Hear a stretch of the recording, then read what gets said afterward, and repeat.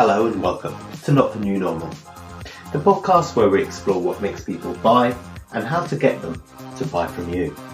On today's show, Martin and I talk about penetrating the noise. How do you get your message through when everyone about you is shouting theirs? It's actually easier than you might think, but it does require a change in mindset and perspective. Let's get into it.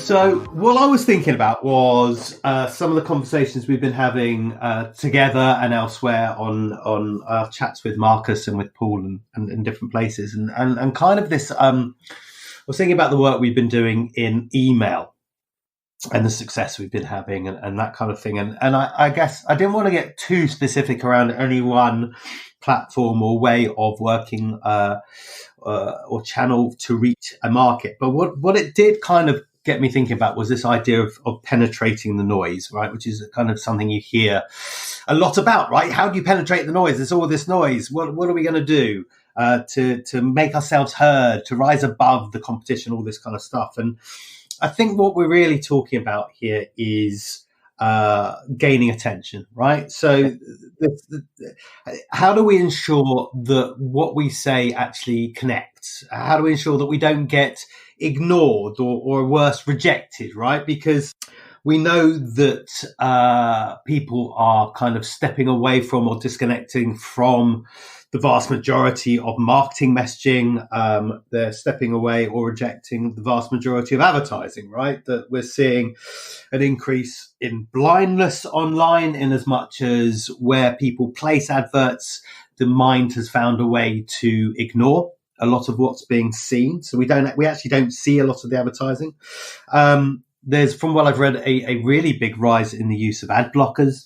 I think one of the stats I saw was 30% of web users now use ad blocking technology of some type or another. Wicked. And I think it's even higher in the UK. I think it's about 40% here. And actually even higher when you consider different devices. So on the desktop, there's a lot of use of ad blocking, but actually on mobile, it's growing very, very rapidly. I thought something that was interesting that I read was that it actually comes bundled into iOS 9. So, the platform providers are now offering ways for you to block. But what I was thinking was, you and I are actually having a lot of success penetrating the noise, as it were, or at least, finding ways to help ourselves and our clients to connect with their markets and actually make an impact in as much as generating conversation. And so I want to talk about all of that. But before we kind of get into a kind of really deep discussion, I wondered actually your point of view, your perspective, because I know you've been doing a lot of interesting work around online advertising and how well that works. And, your work in e-commerce around how do you optimize web pages to make sure that, people spend money and enjoy the experience. Give me a feel for where you feel the psychology is at right now around marketing messages in general, advertising specifically. Where do you think we are as humans? It's a great question. Humans don't understand humans. Mm-hmm. That's the simplest thing, right? And if that was the case, which I have obviously spent a number of years proving, so I believe it is the case, it means that how we understand and thus serve our markets is really, really weak. It's got huge gaps in it. I often find that most advertising, marketing, email, which I think is the biggest miss for anybody to understand how email actually works on a psychological level. I think most of these experiences are being done either with a lot of cognitive bias. So the people that are either creating them, designing them, writing them, the strategy of them, it's all going through various reality distortion fields. Mm-hmm. Which means that it's much more about the server or the creator trying to serve themselves rather than the creator understand the market they're trying to serve. You see what I mean? do absolutely see what you mean. And that's something really interesting, right, in terms of this idea of cognitive bias, in terms of, and I see this a lot, especially when you're working with creators, right? It's people who it is their baby and the thing that they've created. And it's a real passion behind what they've created, in as much as they see the world through their lens, how they believe the world to be and what they think the world wants. And therefore they create that thing in their own image, which a lot of the time isn't necessarily in the image of the people that they want to reach. And I think a good example of that is a lot of the work that I was doing when I was working in retail and in retail design, and had a client in that area. But they also work with people who were starting up their own beauty businesses and wanted to have very successful beauty lines.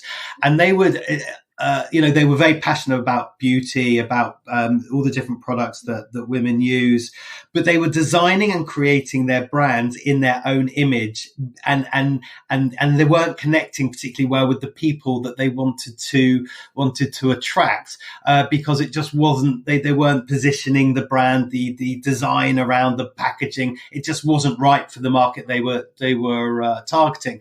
Do you think that is that the kind of cognitive bias that you're talking about in terms of our assumption about what the market wants based on our own worldview rather than trying to understand theirs? Yeah, 100%. And most of the time, as we've spoken about, it's unconscious, right? And I think creative gets a hard time in this, because I think that what you're saying is perfectly valid, right? But I actually think more of the problem comes from the person that's doing the strategic thinking in the first place. Mm-hmm. And that could be the creative person, but it's often the strategy of thought. If we don't stop to think about, we might have a great strategy, but if we're not checking where that thinking's coming from or proving that thinking, then we could be killing a great idea from the off, or it could be a great idea for the wrong audience. That's where your unconscious and cognitive bias mainly kicks in. So there is definitely variables that go in, like the creative could adjust something based on how they see the world, 100%. So I'm agreeing with you. But I think the bigger problem comes at the step before that.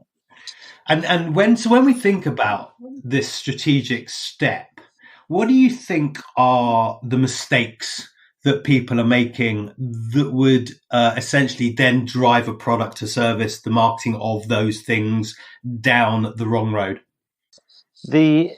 Most people don't understand how they think, right? Let's take it one step further, actually. Most people don't understand how their partner thinks, right? In that classic sense, whatever your sexual orientation is, doesn't really matter. We struggle to understand our partner, right? And not because we don't love them, not because they're not the right partner. It's just that it's difficult enough to understand ourselves, let alone somebody else, right? I think that's pretty fair for most people, right? Like you could say, well, I understand what Alex wants. I understand what Alex wants for dinner on a Friday evening. I understand what Alex wants to go out to celebrate when he does something well. That's fine, right? I'm talking about the complexity, the emotional side. I know that Alex feels low when he does a certain thing. Why does he feel low? I don't know. If I ask Alex, he doesn't know. It's that type of stuff. You with me? Right. So if that's the case, we don't understand ourselves well enough to explain ourselves, right? And we don't understand our partners well enough to explain them. And I'm really talking about, apart from your kids, right? The people inside your house are the ones that you love the most, including the person you see in the mirror. Now, don't get me started on self-esteem and self-belief and stuff. So let's assume it's not too much of a challenge for either of us today. So we'll avoid that rabbit hole, right? So you love those people. You love the people most that live within the same house as you, right? And then other family members, best friends, stuff like that. But really, it's the people that live within the four walls of the home that you've got. If you can't understand them well enough, then what chance have you got of being able to understand an entire audience?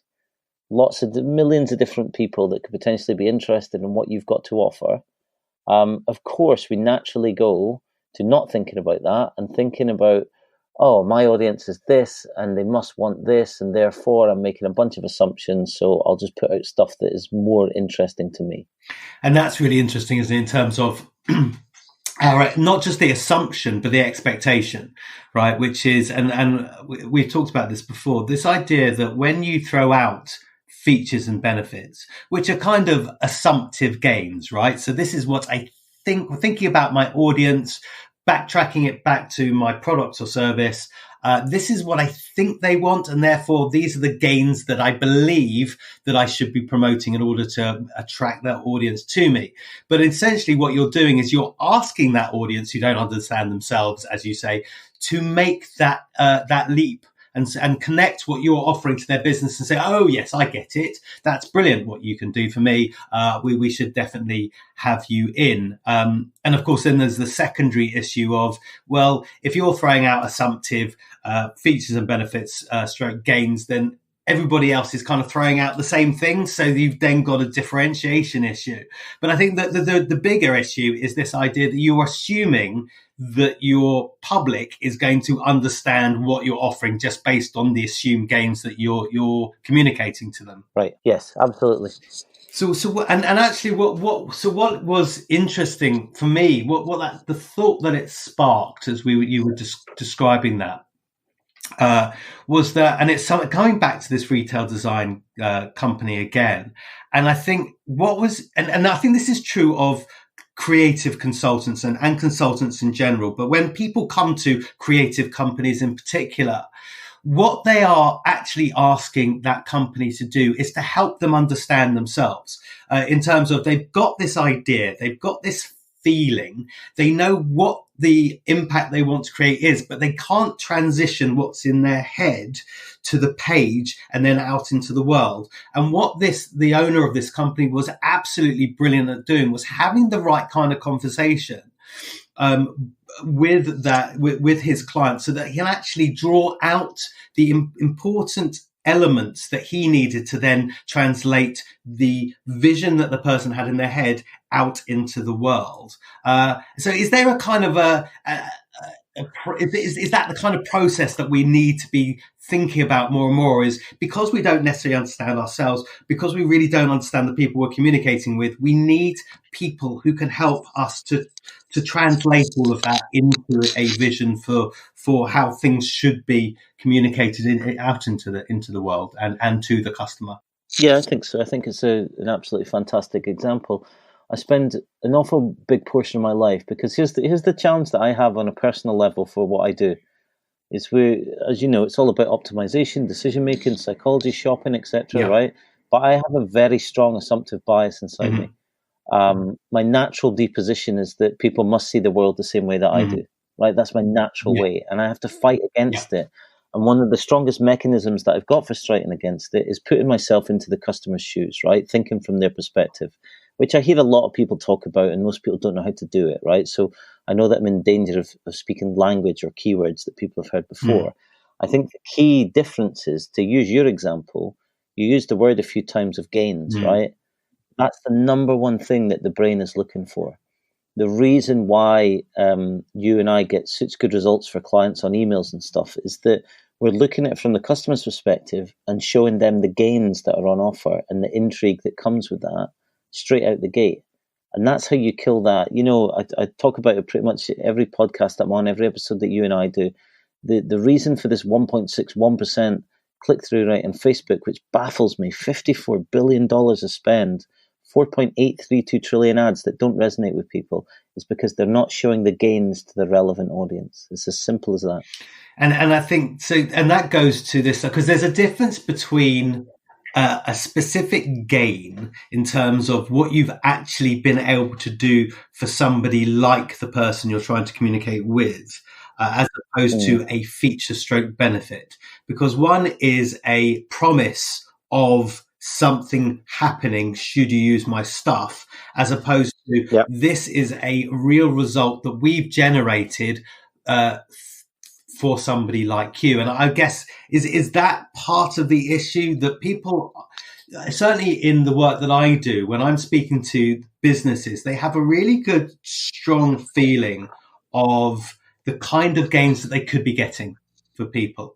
What they've never really looked at or explored or investigated, whatever you want to call it, they've never really sat down with their clients and said, we've got a feel for the result that we got for you, but we don't really understand the impact that had. Or sometimes even they don't even know what the real result was, right? That they don't know what they achieved together because they've never really asked. They know that it must have worked. Otherwise, that client wouldn't still be working with them. But nobody's actually sat down and say, what did the success look like, and what did it mean to you? I think you're absolutely correct. I mean, it's as simple as the fact that I asked a global fashion company, why do people buy your clothing?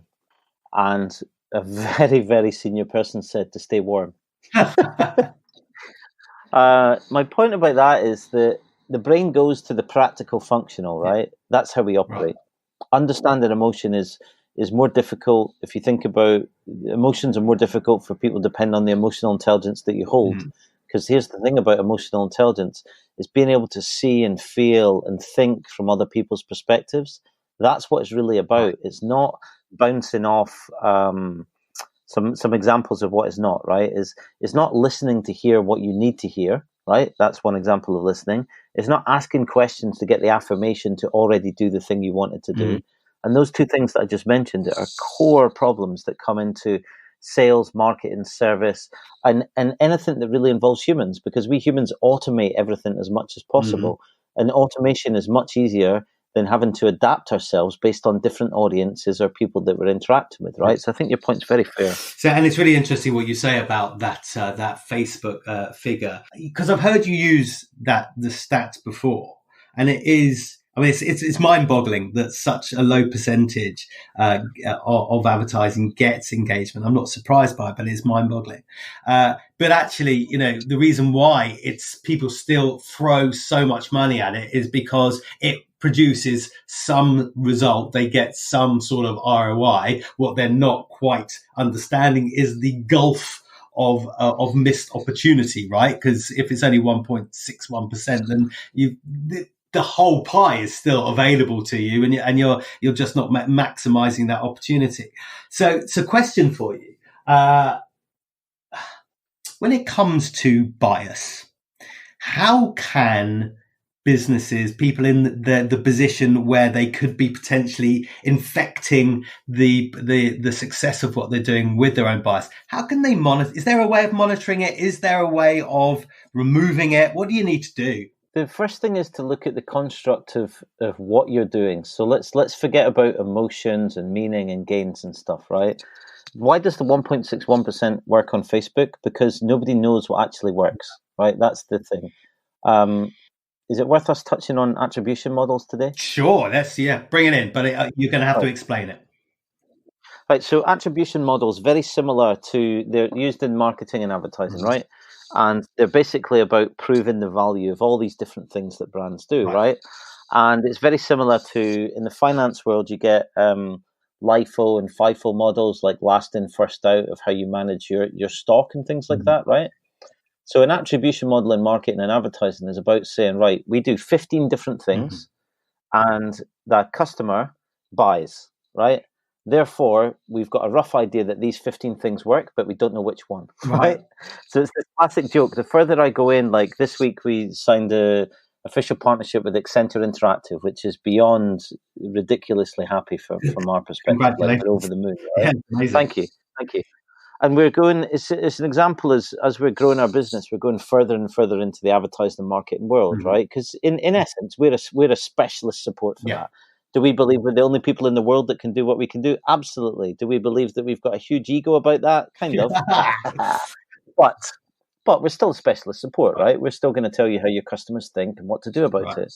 And the further I go into it, the more you find jokes from people in the industry about them not actually knowing what they do, whether it works or not, right? So there is a lot of people anchoring themselves against the creative to get awards, or using market research, which is kind of like a blame culture, really, because if the market research says A, B, and C, we've done A, B, and C, so we can blame market research. That's the biggest gap that I found. But that's gaps I started working on in 2015. It's why I saw an opportunity in the market, not just about decision making, but that in general, right?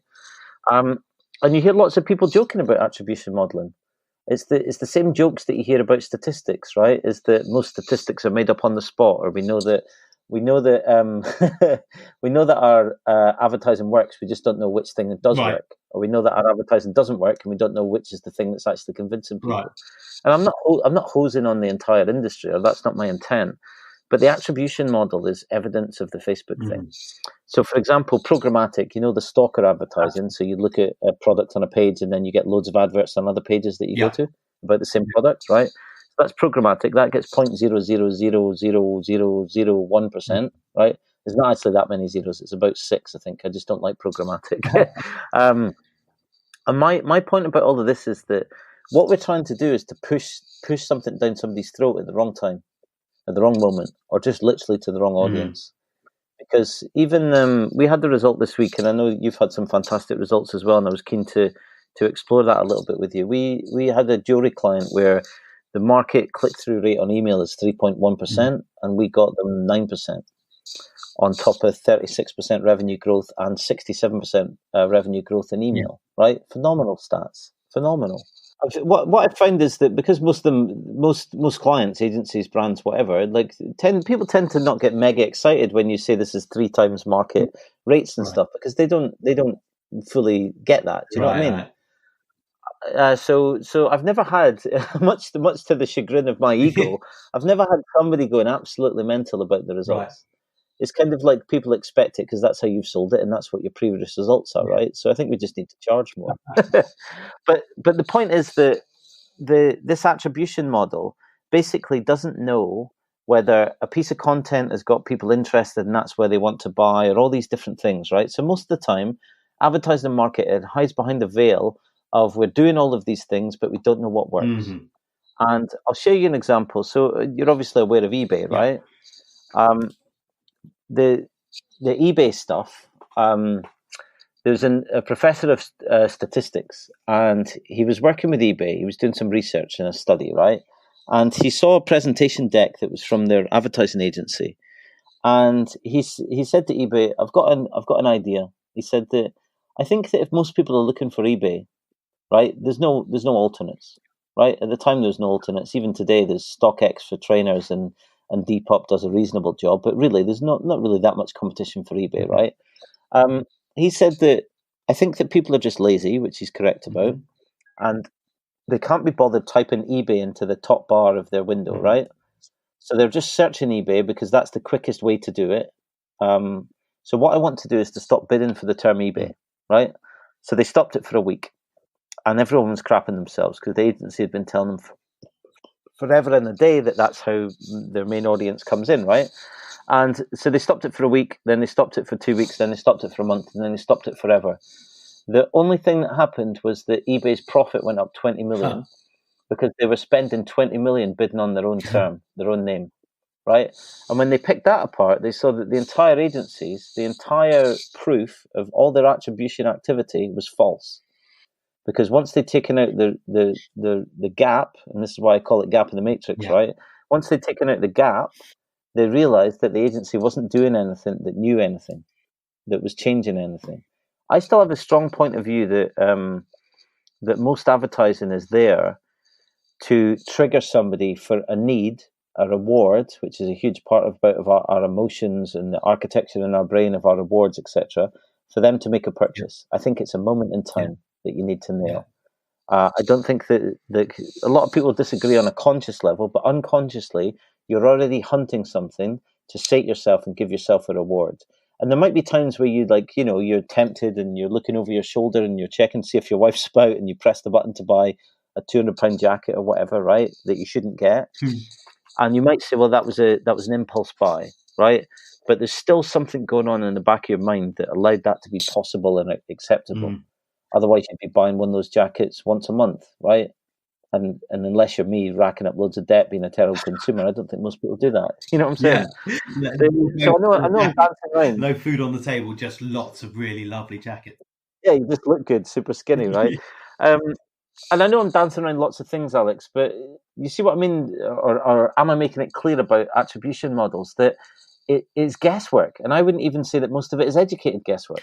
I agree with you. And I think and that's exactly right. We're working with outdated models that possibly never worked in the first place. But, because I might be wrong about this, but I think a lot of creative work is gut driven, right? We build a gut feel over time. You can have a natural proclivity, if you like, to understanding a specific audience and therefore being able to say market cars or holidays or kitchen appliances or whatever it is.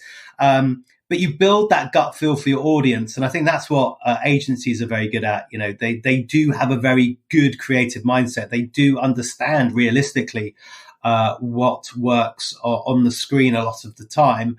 And the market research, rather than actually being put in to create insight, is there just to kind of back up the feeling that to back up their own gut feeling, and to kind of make them feel like they're making the right decision when actually what they should be doing is trying to challenge that creative direction.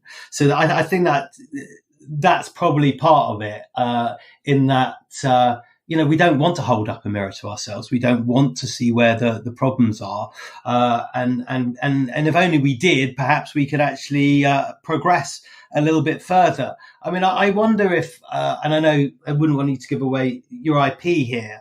Are you able to give a feel for the result that you got for the jury business? I'm guessing that it wasn't a massive revolutionary change, that actually you were probably working around the edges and sharpening up stuff that they were doing already. Are you able to give us a feel for how you were able to generate those results?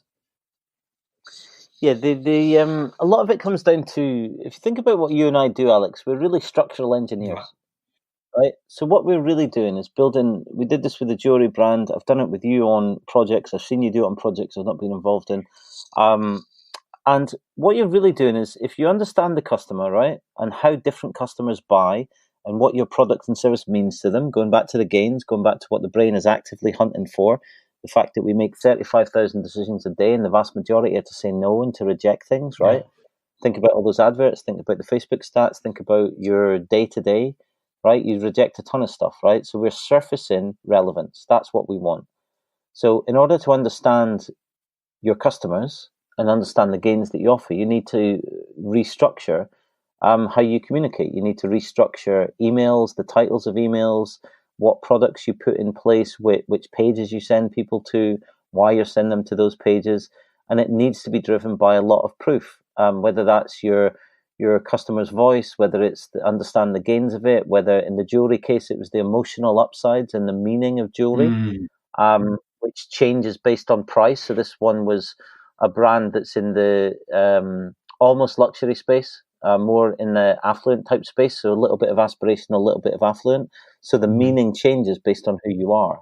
And a lot of people get stuck by just thinking about just their industry, versus it changes based on what type of brand you are and what you represent to different audiences, and indeed who those audiences are, right? And all of that comes down to structure, right? Yeah.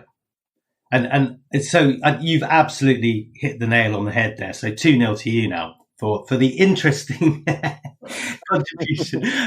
No, but what you've just said is, I mean, if people listening to this take nothing else, that last section is so important, and I'll tell you some reasons why. So I was, as you know, one of the first things that we do when working with any client is we speak to their clients.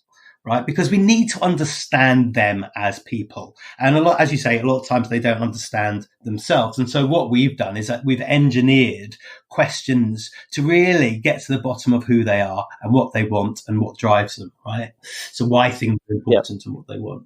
And it's really interesting because when we first have this conversation with our clients, say, we really love to speak to your clients because it's the missing link, if you like, what you call the gap in the matrix, to serving them better and actually getting a better result from the way that you communicate.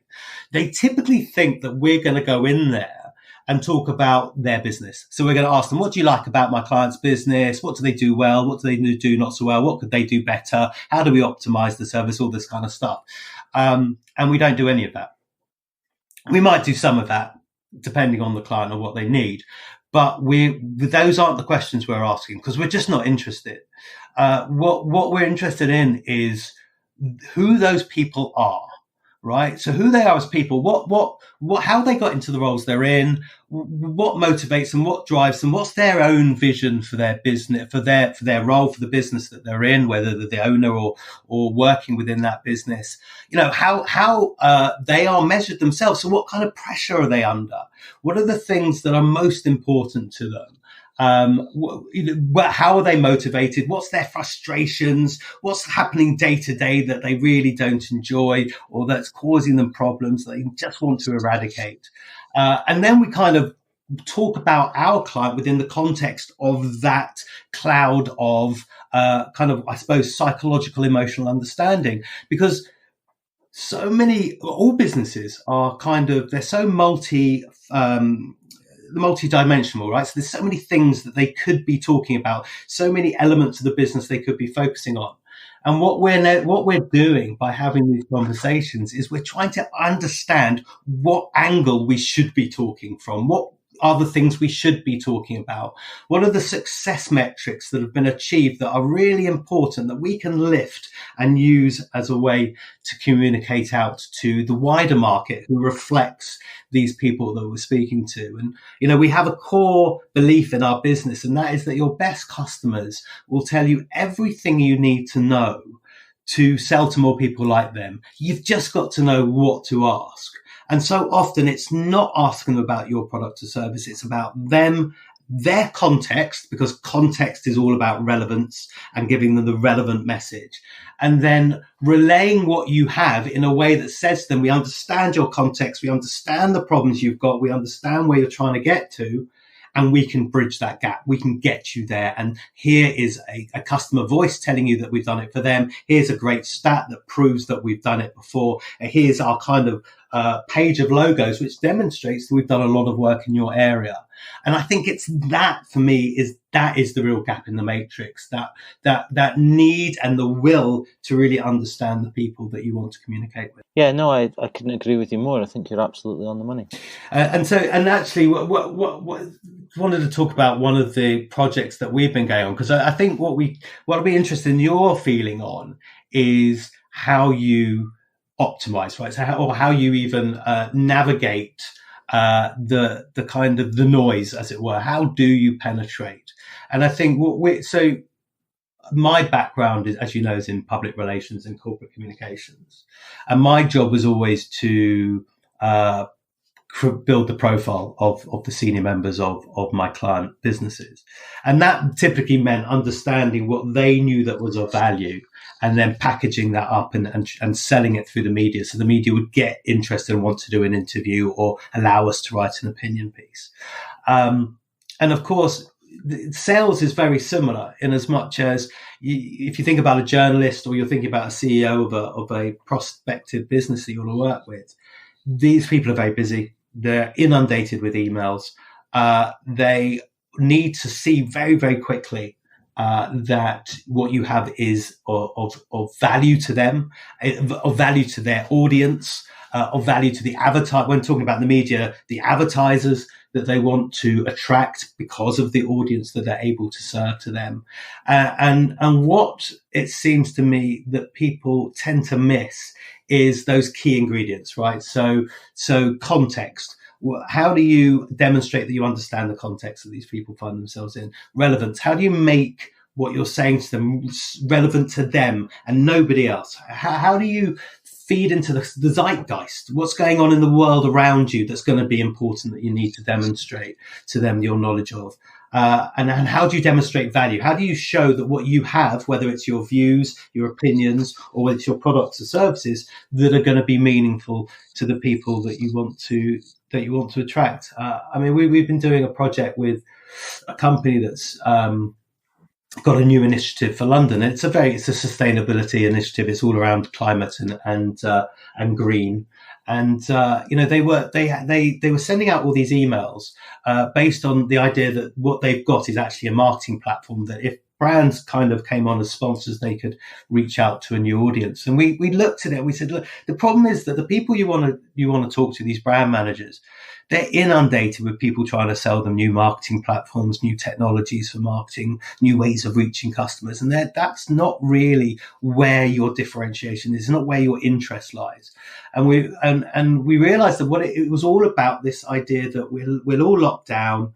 We need to get the economy moving at some point. We need to do it sustainably. We need to keep people safe. We need to ensure that we maintain these environmental gains that we've achieved over lockdown. And also they're involved in electric vehicles, specifically bikes. And that's something that our Prime Minister is very passionate about. So we created this narrative that we sent out. And within 2 weeks, they've now, from going from actually no response whatsoever, they've got 11 major brands that they're in talks with to be sponsors on the thing. And it's just, for me, it is, we didn't do that much. We just said, look, let's change the focus of who we're going after, and let's talk about it in terms of what's important to them. They're being relevant, being part of this kind of conversation that everybody's having around COVID and around the environment, and about, something that is going to reach as high up as the government, because somebody within the government will listen because he's very involved in bikes, as it were. So, and so for me, it is really about context, relevance, value, and evidence around those things.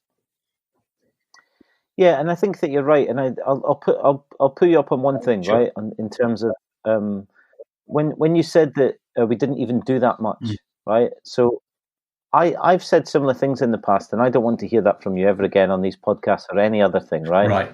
I'll tell you why, because when you've got a true level of expertise in the results that you've got, and like what we've got, which is not me, I'm not doing a sales exercise for both of us, is that it's more about explaining to people that are listening.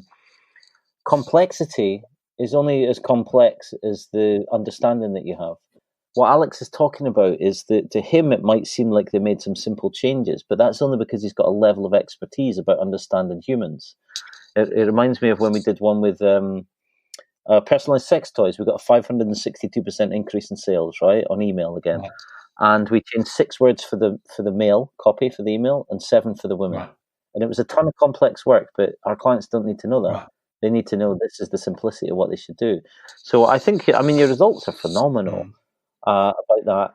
Anyway, what do you think if you were to isolate one thing that comes up every single time, what is it that you're helping people to think about that they don't normally think about? Is it the fact that the brain is so busy that we're naturally quite selfish by intent, so it's just beating that, kind of what we were talking about at the start, or is it something else? What's your opinion? It's a really good question. I would say that in terms of what the first part of what you're asking, which is what are we really helping people to do? And it's an interesting one, because actually it's something that is very hard for people to do by themselves, and probably beat themselves up for not being able to do it. But they shouldn't, because it is particularly hard, and that's to understand your own value. And it's typically because you know it subconsciously. You're good at what you do, even if you don't necessarily admit it or feel comfortable doing so. You do that because you've got experience to show that you can get results, that you enjoy. The passion that you bring to it. It means that you enjoy it, and it also comes from the right place, because you want to do a good job for the people you work with. But you've never investigated, you never interrogated that value. And I'll be interested in your view on why that is. But whether it's because people feel uncomfortable doing so, being English and modest, or frightened of doing so because they don't want to know what the results of that kind of conversation might throw up. But typically we are very bad at understanding our own value. And therefore what we tend to do is we throw up onto the page through email, things that aren't necessarily the most optimized to demonstrate that value. So what we're doing is, and I love the expression that you've designed for us, which is kind of digging for the gold, really mining for the gold of that business.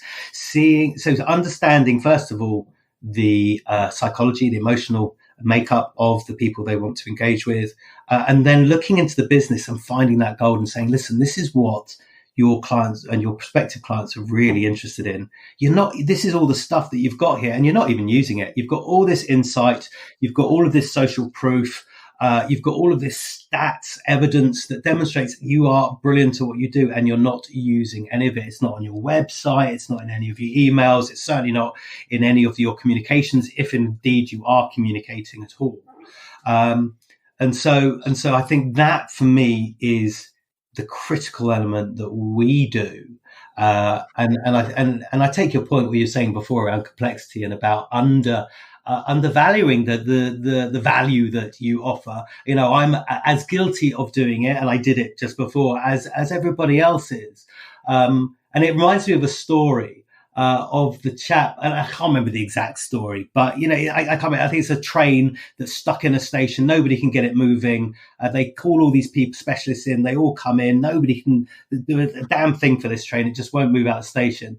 They call out this guy. He says, "I know exactly what needs to be done." He opens up the bonnet, if you like. He screws one screw, closes it down. The train starts, and off it goes. And they're like, "That was fantastic." And then he presents them with his bill, which is for £100,000 or something, and they're like, "You only took a couple of seconds, and you're charging us £100,000."